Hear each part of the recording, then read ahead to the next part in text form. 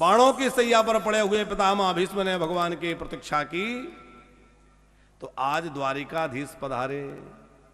अब उठ तो सकते नहीं, बाणों की सैया पे पड़े, तो लेटे लेटे ही प्रणाम किया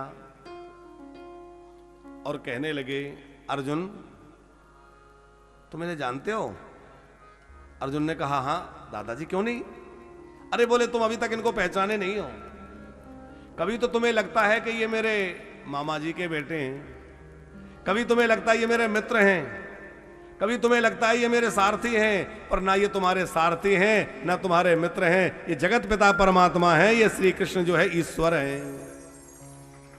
यम मन्यसे मातुलेयम प्रियम मित्रम स्वर्धमुत्तमम अकरो सचिवम दूतम सौहृदाद सारथिम। और फिर श्री कृष्ण की ओर देखा और पितामह भीष्म बोले, भगवान अब ऐसी कृपा करिए कि पधारे हो ना, तो जब तक मेरी देह से प्राण निकले तब तक यहीं सामने खड़े रहना, जाना मत, क्योंकि मैं चाहता हूं कि मेरे शरीर से प्राण निकले तो आपको देखते देखते। भगवान ने सोचा पता नहीं कब प्राण निकले, कब तक खड़े रहना पड़े, थोड़ा सा मुंह लटक गया। क्या बोले पितामह भीष्म, ऐसे नहीं, प्रसन्न होकर के खड़े रहिए, मुस्कुराते भय। सदैव देवो भगवान प्रतीक्षिताम कलेवरम यावदिदाम हिनोम्यहम् प्रसन्नः सारुणलोचनं लसन् मुखाम्बुजो ध्यान पतश्चतुर्भुजा। हे चतुर्भुज, आप प्रसन्न होते भय, मुस्कुराते भय, तिरछी चितवन से मुझे देखते भय सामने ऐसे ही खड़े रहे। अब जो है युधिष्ठिर को कुछ धर्मों का उपदेश पितामह भीष्म ने किया है। बहुत अद्भुत प्रकरण महाभारत में है। दान धर्मान राज धर्मान मोक्ष धर्मान विभागशा। दान धर्म का उपदेश किया, राज धर्म का उपदेश किया, मोक्ष धर्म का किसी को संक्षिप्त किसी को विस्तार से। स्त्री धर्मान भगवत धर्मान समास व्यास योगता। खूब धर्मों का उपदेश भीष्म जी ने लेटे लेटे किया। अब सोच रहे हैं कि प्रभु ने मुझे वचन दिया था कि मैं तुम्हारे आखिरी समय में दर्शन देने आऊंगा। आज प्रभु ने अपना वो वचन पूरा कर दिया। आज अपने उसी वचन को पूरा करने के लिए श्री कृष्ण युद्ध भूमि में कुरुक्षेत्र में आ गए। भीष्म अब जाना चाहते हैं। उत्तरायण सूर्य की प्रतीक्षा तो एक बहाना था, श्री कृष्ण की प्रतीक्षा पितामह भीष्म कर रहे थे। भगवान का दर्शन करते करते देह त्यागू। भीष्म पितामह ने पूछा, भगवान कृपा करके ये तो बतलाइए कि जहां तक मुझे याद है मैंने जीवन में कोई पाप किया ही नहीं, तो जब मेरा जीवन पूरी तरह निष्पाप है तो मुझे इस बाणों की सैया पर क्यों सोना पड़ा? आखिरी समय में मुझे बाणों की सैया क्यों मिली? श्री कृष्ण बोले, दादाजी आपने पाप किया नहीं है, पर आपने पाप होते हुए देखा है। पाप करने में जितना पाप लगता है उतना ही दूसरे के पाप को देखने से भी पाप लगता है, उतना ही किसी के पाप की चर्चा करने में पाप लगता है। इसलिए किसी के पाप की चर्चा मत करो, दूसरे के पाप की चर्चा भी मत करो, दूसरे के पाप को देखो भी मत कि कौन क्या कर रहा है। अपने राम तो बस अपने भजन में लगे रहो, भगवान का भजन करो और सद्मार्ग पर चलते रहो। हमसे कोई गलत काम जीवन में ना बन जाए, इस बात के ध्यान रखो। भीष्म जी ने कहा, मैंने कौन सा पाप देखा? बोले, भरी सभा में द्रौपदी का चीरहरण हो रहा था। आप चाहते तो द्रौपदी की रक्षा कर लेते, पर आपने द्रौपदी को नहीं बचाया। भीष्म कहने लगे, मैंने इसलिए द्रौपदी की रक्षा नहीं की कि यदि मैं द्रौपदी की रक्षा करता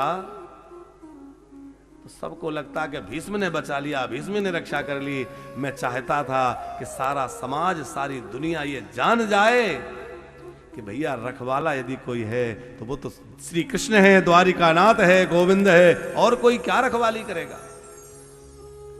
इसीलिए मैंने पांडवों के पक्ष में युद्ध नहीं किया। भीष्म जी कह रहे हैं, यदि मैं पांडवों की ओर से युद्ध करता तो लोग कहते पांडव इसलिए विजयी हो गए क्योंकि उनके साथ में भीष्म पितामह थे। अब सारा समाज, सारी दुनिया यही कहेगी, इतिहास यही कहेगा कि पांडवों की विजय श्री कृष्ण के कारण हुई। और मैं चाहता था संसार इस बात को जान जाए, विजय तो उसी की होगी जिसके साथ श्री कृष्ण है, जिसके साथ धर्म है, विजय उसी की होगी।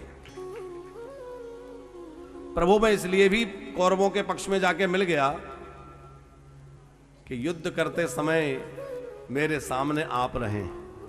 यदि मैं पांडवों के पक्ष में रहता तो मेरे सामने कौरवों की सेना होती। अब मैं कौरवों की ओर से युद्ध कर रहा था तो मेरे सामने आप थे, मैं बाण चलाता था अर्जुन पर और दर्शन करता था आपके चरणों का, बस आपको देखते देखते युद्ध करता था। वो युद्ध भी मेरे लिए उपासना बन गया। बहुत सुंदर स्तुति पितामह भीष्म ने की है। प्रभु मैं कुछ वाक्य पुष्पांजलि आपके चरणों में चढ़ाना चाहता हूं। इति मति रूपे कल्पिता वितृष्णा भागवती सात्वत पुंगवे विभुम्नि सुसुखमुपगते क्वचिद्वहरतुम प्रकृति मुपेयुषि यदभव प्रवाह। भीष्म पितामह कह रहे हैं भगवान मेरी एक बेटी है, अभी तक मैंने उसका विवाह नहीं किया।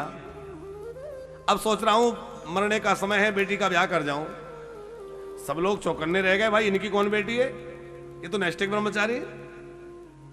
भीष्म पितामह बोले मेरी बुद्धि ही मेरी बेटी है और मैंने अपनी बुद्धि अभी तक किसी को समर्पित नहीं की। देखो हम लोगों की जो बुद्धि है ना, किसी की धन में फंसी है, किसी की मान बढ़ाई प्रतिष्ठा में फंसी है, किसी की संतान में फंसी है। सोत बेत लोक ईशे नातीनी के ही करमती इन कृतना मलिनी। कौन ऐसा है जिसकी मति को इन तीनों ने बिगाड़ा ना हो। सुत वित लोक ईशना तीनी, या तो लोकेशना या वितृष्णा या तो धन की तृष्णा या धन की या लोक तृष्णा माने प्रतिष्ठा या पुत्रष्णा। इन तीनों तृष्णाओं में हम लोग फंसे हुए हैं। भीष्म पितामह कहते हैं मैंने मेरी बुद्धि कहीं लगाई नहीं, मैं आज अपनी बुद्धि रूपी बेटी आपके चरणों में समर्पित कर रहा हूं। फिर कहा कि आपके जैसा वर मेरी बुद्धि को कहां, मेरी बेटी को कहां मिलेगा। कैसा वर है। त्रिभुवन कमलम तमाल वरणम रवि करगार बरांबरम दधाने बपुरल ककुलाव्रतान नाब्जम विजय सखे रतिरस्तु में नवद्या। हे भगवान आप त्रिभुवन सुंदर हैं, तमाल वर्ण जैसा आपका स्वरूप है। बहुत सुंदर स्तुति भीष्म जी ने की। अब एकादशी का दिन था तो 11 श्लोकों में भीष्म पितामह ने स्तुति की और स्तुति करते करते अपनी बुद्धि भगवान के चरणों में समर्पित करके और पितामह भीष्म ने अपने देह का त्याग किया और उनका महाप्रयाण हुआ है। सभी ने जय जयकार किया है। बोल भीष्म पितामह जी महाराज की जय। उनकी यही इच्छा थी कि जब प्राण तन से निकले तो ठाकुर जी मेरे सामने हो।